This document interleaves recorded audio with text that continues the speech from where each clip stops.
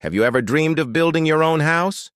What if I told you that 100 years ago you could order one from a catalog, have it delivered to your doorstep, and build it yourself?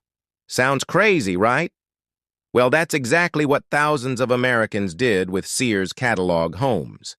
Today, we're diving deep into this incredible piece of history, and I'm even going to try to recreate one from scratch to see what it was really like. Stick around, because this story is more than just wood and nails. It's about the American dream, delivered in a box. So, what exactly were these Sears catalog homes? Between 1908 and 1940, Sears, Roebuck and Co, the retail giant we all know, sold over 70,000 home kits through their Modern Homes program. These weren't just blueprints. They were complete, pre-cut, ready-to-assemble houses. Everything you needed, from the lumber and nails to the paint and shingles, would arrive by rail car. Each kit came with a detailed instruction book, kind of like the world's most complicated IKEA project, promising that a person of average ability could build their own home. Now, there's a common misconception that all Sears homes were simple, boxy, cookie-cutter houses.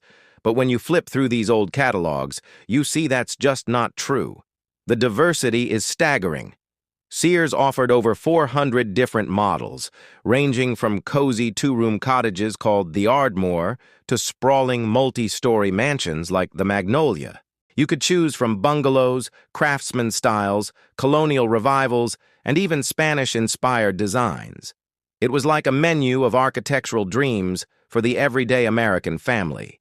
And the best part? They were designed to be incredibly affordable. In the early days, a small model might cost as little as a few $100s.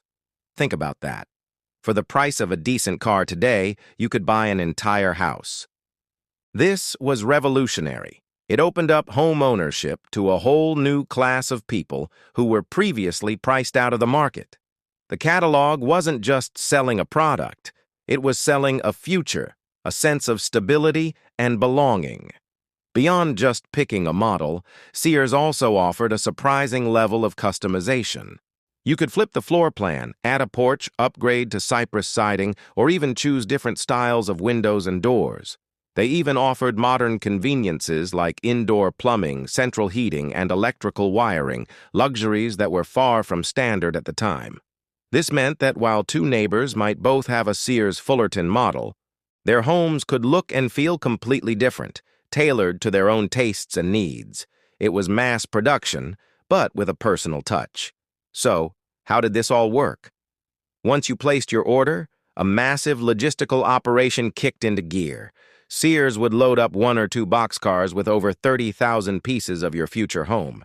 Each piece of lumber was pre-cut and numbered to correspond with the 75-page instruction manual. Can you imagine the excitement of seeing that train pull into your local depot? It was your entire future, packed neatly and waiting for you to bring it to life. The whole community would often get involved, with friends and family pitching in for a house raising, turning the construction into a massive group effort. This community aspect is one of the most heartwarming parts of the Sears home story.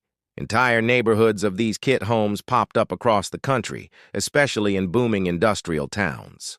In places like Carlinville, Illinois, Standard Oil purchased 156 Sears homes at once to house their miners, creating an instant community.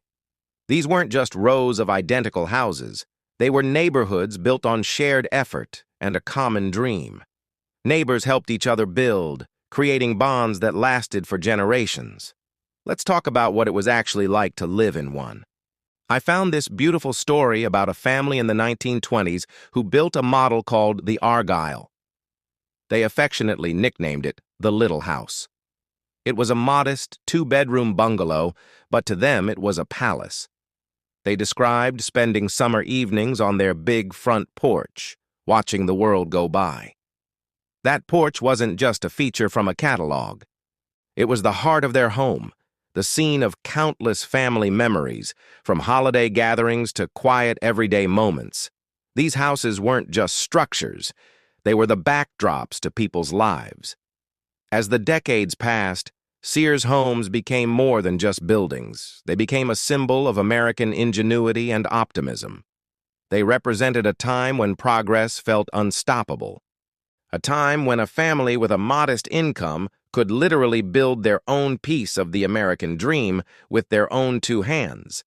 They democratized good design and solid construction, leaving a lasting legacy on American architecture and suburban development. They proved that a well-built, beautiful home didn't have to be an exclusive luxury. Today, many of these homes are still standing, a testament to the quality of the materials and the care with which they were built. There's a whole community of enthusiasts and historians dedicated to finding and preserving them. Spotting a Sears home in the wild is like a treasure hunt. People check mortgage records, look for stamped lumber in the basement, and compare architectural details to old catalog images. Each one that's found is another piece of history saved. The Sears Modern Homes program ultimately ended in 1940, a casualty of the Great Depression and changing economic times. But its impact is undeniable. These homes shaped the look and feel of countless American towns and proved that affordable housing could still be beautiful and durable. They are a physical reminder of a unique chapter in our history, when you could order your future from a catalog. So, what do you think? Have you ever seen a Sears catalog home in your town? Maybe you even live in one. Let me know in the comments below. I'd love to hear your stories. And don't forget to hit that like button and subscribe, because in our next video, we're going to be exploring another fascinating chapter in the history of American homes. Thanks for watching, and I'll see you in the next one.